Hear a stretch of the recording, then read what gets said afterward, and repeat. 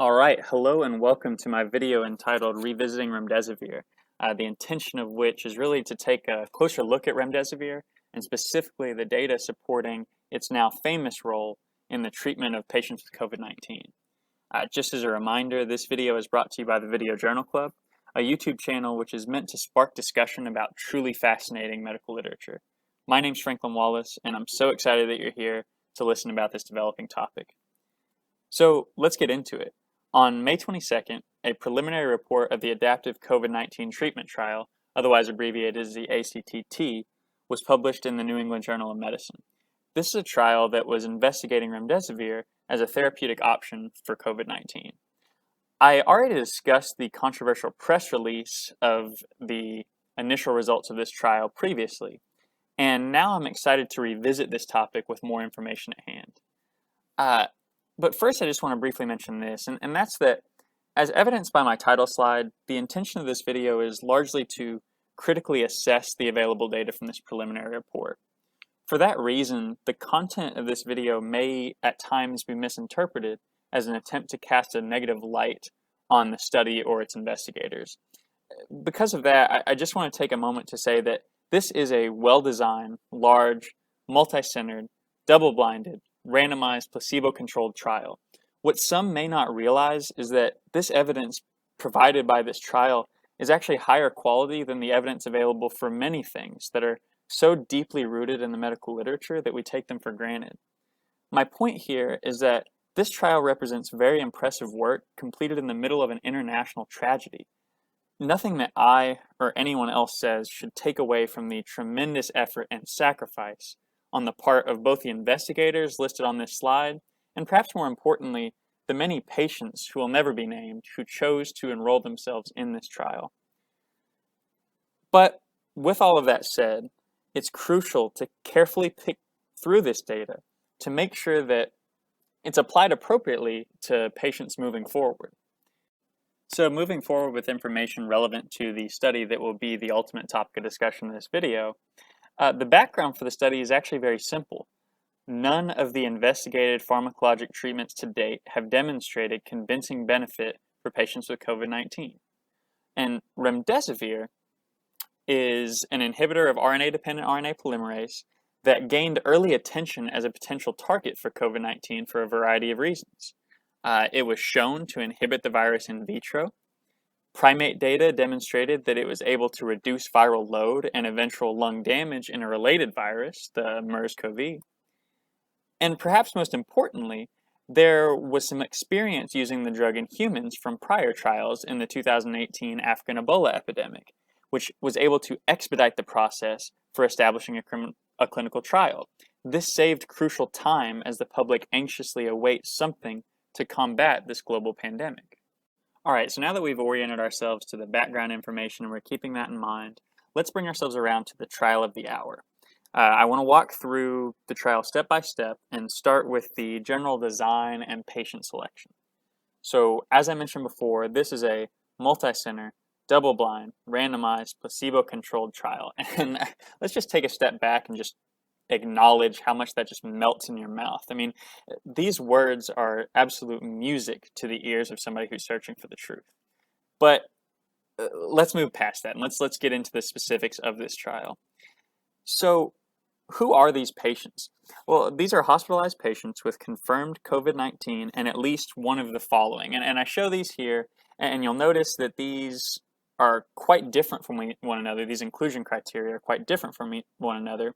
And I've discussed that in a previous video, and I intend to talk about that a little bit in greater detail later when I walk through some of my criticisms of the trial. So let's just keep that in the back of our mind, these inclusion criteria listed here. But moving on, here are the exclusion criteria, and I don't have as much to say about those except that they seem perfectly reasonable to me. There's been a lot of fuss over the last couple of weeks because the actual preliminary report and its supplemental materials don't specifically mention this estimated GFR cutoff of less than 30 that I have listed here. And based on the fact that that was not mentioned in the preliminary report, some critics were understandably worried that ambiguity in the stated exclusion criteria could make interpretation and application of this data very difficult in patients with impaired renal function. But I will say that the screenshot that I provided here is from the trials listing in clinicaltrials.gov, and I believe that probably this GFR cutoff is likely what they went with in the trial, and that it in fact probably was consistently defined across various centers involved in the trial. So I'm personally not as concerned with that, and I'm sure that whenever they release the entire data set that they will clarify that this was the estimated GFR cutoff that they used. And personally, I'm much more concerned with what I perceive to be ambiguity in the inclusion criteria, which, as I mentioned, I will actually intend to discuss later. But for now, let's move on with our discussion about the trial methods. And so here are the patient characteristics at randomization. As you can see, in both groups, we have a population of primarily middle-aged to older patients, predominantly Caucasian, and mostly with significant medical comorbidities. Overall, randomization appears to have been adequate for the most part. The major difference is that the major difference between the two groups is that there were more patients in the placebo group who required mechanical ventilation or ECMO at baseline, so at randomization. Other than that, the only other thing that I'll say about the randomization and ultimate patient population is that, dropout rates were very low and equal between the two groups. And we should also keep in mind that many of the patients enrolled in this trial are still being followed through the end of their 29-day follow-up period. So just keeping in mind as we go through this that this is, after all, a preliminary report of an ongoing trial. All right, so now we know who these patients are and how they were selected. And the next logical question for us to ask is, what do they actually do with these patients once they got them? And that's actually a pretty easy question to answer because this is a clean, classic randomized controlled trial. There are two groups. There's the treatment group who received IV Remdesivir for up to 10 days with the dosing regimen described here on the slide. And then there was a placebo group who received an IV placebo for up to 10 days. And the primary outcome in this trial is time to clinical improvement, which was defined in the trial as having satisfied one of the following, shown here. And I summarize this by saying that to be classified as having recovered, patients are either discharged from the hospital, either with or without the need for home oxygen, or the patient remains hospitalized without need for supplemental oxygen or any ongoing medical care. Basically, this category of patients are people who are just remaining hospitalized for the purposes of isolation. And I and others have discussed this before, so I really only want to briefly mention it for the sake of time, but as it is written, the primary outcome allows for patients to recover at variable stages within the disease process. One patient may be home with no limitations whatsoever, while a second patient may have significant limitations and a new home oxygen requirement, but both could be considered equally recovered by the design of this trial. And I believe that a subjectively defined primary endpoint is particularly dangerous in this multi-centered trial because it leaves open the possibility of varied interpretation at different centers. But with all of that said, let's go ahead and move on to discussing the actual results of this trial. And as I think we've all heard by now, this trial demonstrated that overall, patients in the Remdesivir group benefited relative to those in the treatment group with respect to the primary outcome. Specifically, the median time to recovery was 11 days in the Remdesivir group versus 15 days in the placebo group.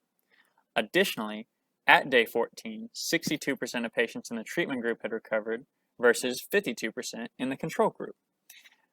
But the question that remains unanswered is this: will this response be sustained over time once data is considered at 28 days post-treatment?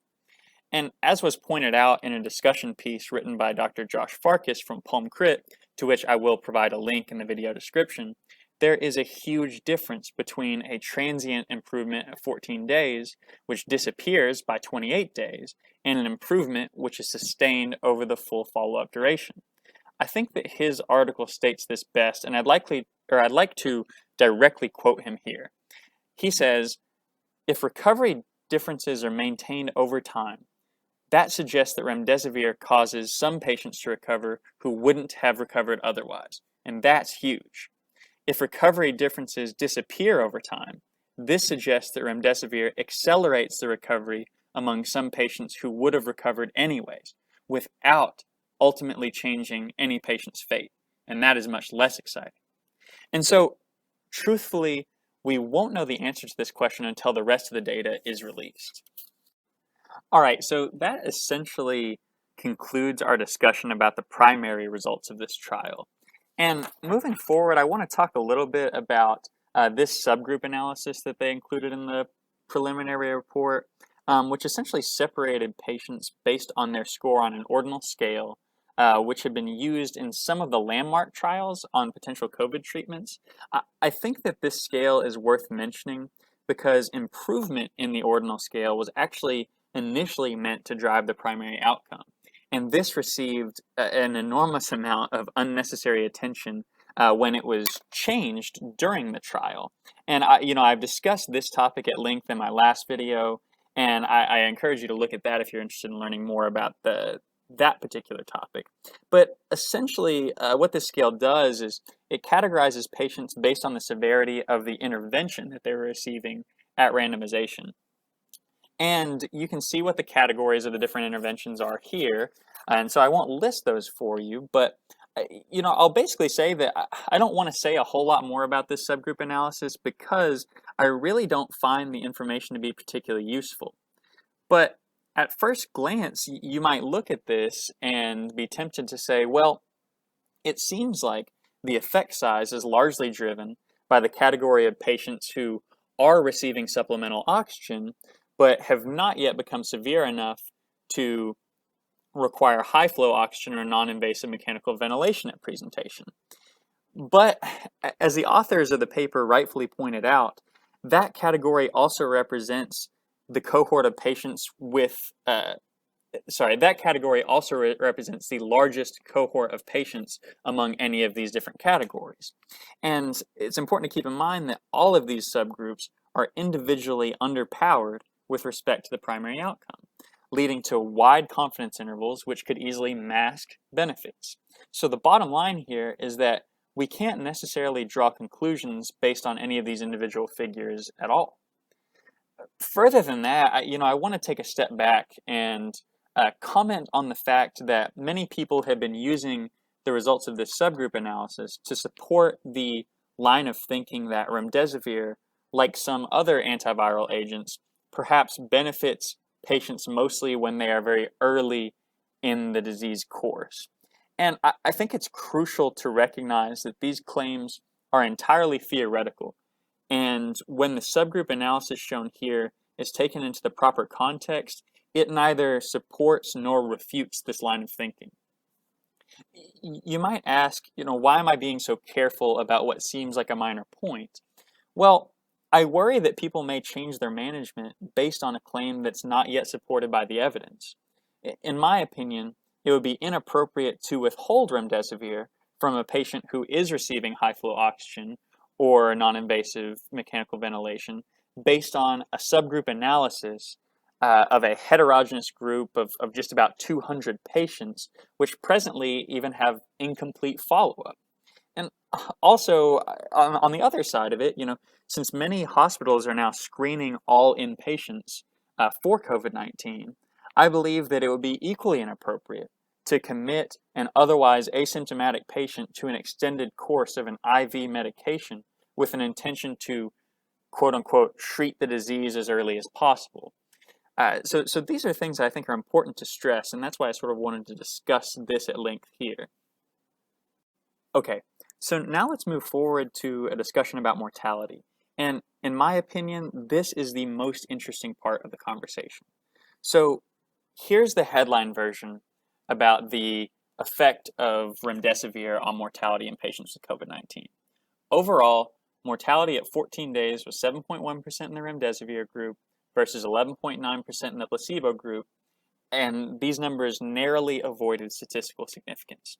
And just further than that, mortality at 28 days has not yet been established just due to inadequate follow-up at this time.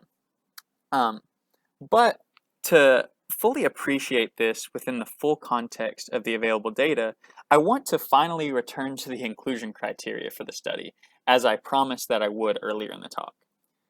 So here are those inclusion criteria, and I discussed some of my reservations about these criteria in my last video, but one of those criticisms was that these criteria set up for patients with very different clinical severity to be analyzed together. And I placed particular emphasis at that time on the inclusion of patients with radiographic infiltrates. And I criticize this because it's exceptionally common for infiltrates to be identified on imaging reports without necessarily being clinically significant at all. What I mean by this is that the differential diagnosis for infiltrates identified on chest x-ray is broad, and nonspecific imaging findings in an otherwise stable patient without respiratory compromise who nevertheless happens to test positive for COVID-19 cannot, in my opinion, be logically presumed to be caused by the viral infection itself. And there's a reason that I go through all of this again here. And that reason is because I want to introduce you to some of the interesting findings related to mortality that were discussed only in the supplemental materials of the preliminary report. And so, while the main paper includes subgroup analyses which are broken down based on ordinal scale at presentation, as we just discussed, the supplemental materials present a simpler categorization of patients, classifying them into either mild to moderate or severe disease categories. So here's their definition for severe disease. And I love to look at this side by side with the inclusion criteria for the study as a whole, because it really illuminates in my mind, who the investigators would actually classify as having mild to moderate rather than severe disease. And basically, you look at these and you find that the inclusion criteria and the criteria for definition of severe disease are nearly identical. The difference is that patients with normal respiratory effort and no oxygen requirements, who are only included in the study due to positive COVID-19 assay and, again, radiographic evidence of infiltrates, are excluded from the severe disease category.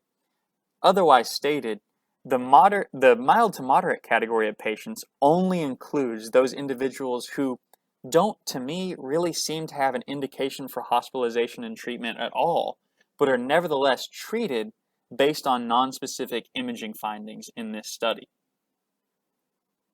Okay, so now that we've had that discussion, I'd like to turn our attention to a table that's found in the supplementary materials. And in the leftmost column of this table, we just have a recapitulation of the data that's discussed in the main body of the paper. But in the right two columns, essentially what we have is a subgroup analysis stratifying patients into mild to moderate versus severe categories. And we can see that the patient population for the mild to moderate disease stratum is small. And if you look closely, you'll see that the patients tended to recover so quickly that a detectable difference between the groups would be unlikely to be found, even if the sample size was much larger. The reason that I really want to highlight this group is that, as you can see in the far right column, if you remove that subset of patients, that mild to moderate severity category, if you remove that group of patients who were never actually very ill at all, and in my opinion, probably never should have been included in the trial to begin with, the trial results become even more impressive. With respect to the primary endpoint, we now see a median time to recovery of 12 days in the treatment group versus 18 days in the placebo group. And with respect to mortality, we have a 7.7% mortality rate in the treatment group and a 13% mortality rate in the control group, which is still not quite reaching statistical significance at this point, but it's very close. And I know that I just got finished sort of hating on subgroup analyses in my last slide, but I really think that this one is different and more powerful than those included in the primary paper.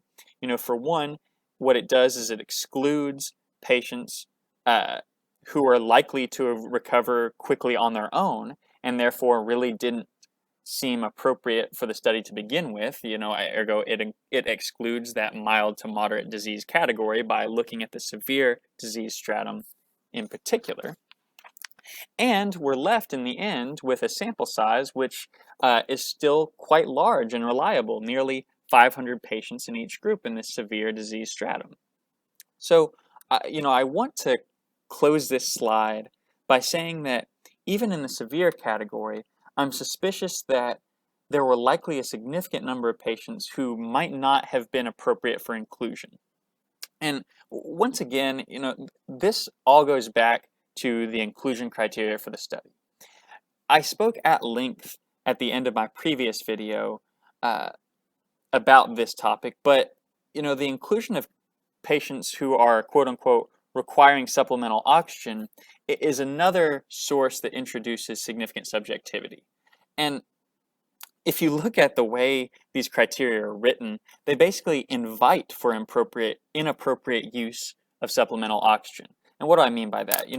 They include both an oxygen saturation of less than or equal to 94% and a separate category for requiring supplemental oxygen. So let me discuss this in a little bit more detail.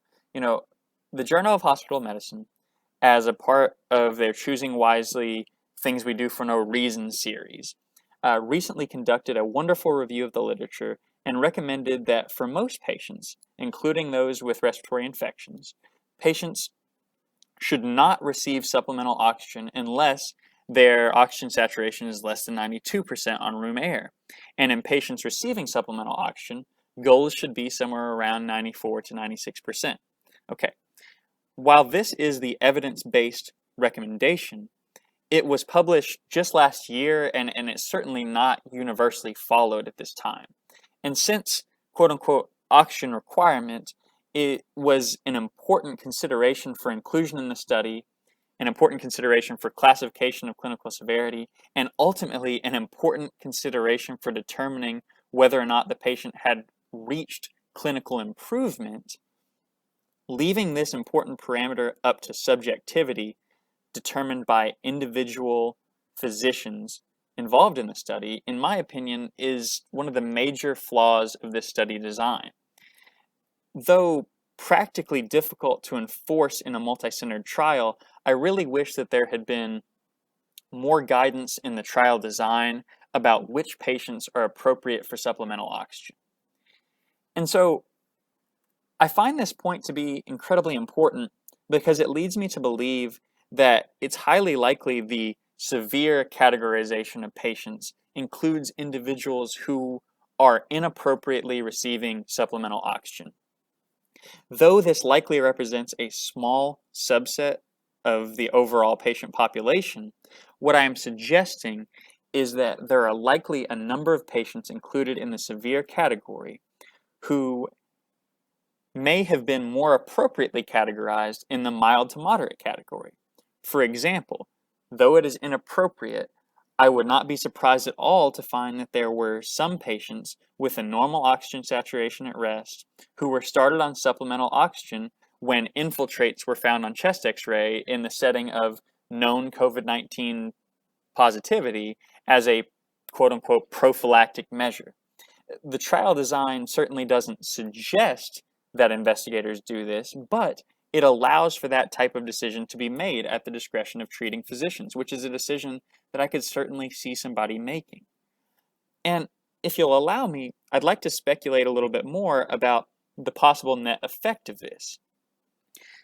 If we have a number of patients miscategorized in the severe category who should have been categorized in the moderate category, and as we've discussed, the results from patients in the moderate category overall appear to shift the results towards acceptance of the null hypothesis, I would argue that subjective definitions within the inclusion criteria may have actually de-emphasized the potential benefit of this drug, especially as it pertains to mortality.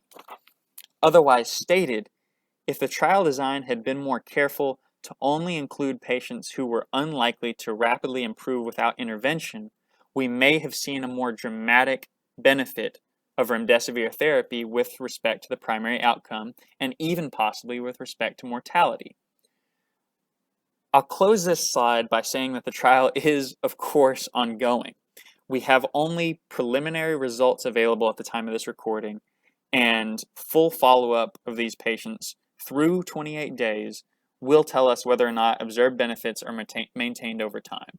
And it will illuminate a little bit of this information with regard to this particular subgroup analysis and whether or not mortality benefit might actually gain significant or statistical significance over a 28-day period. So, final thoughts. To wrap things up, this is a high-quality trial with exciting outcomes. For the first time, we have a drug that demonstrates real benefit to patients suffering from COVID-19. But subjectivity in both the inclusion criteria and the definition of the primary outcome do introduce some challenges to interpretation of the data. And interestingly, they may actually bias results towards minimizing the clinical benefits of remdesivir, as I just discussed.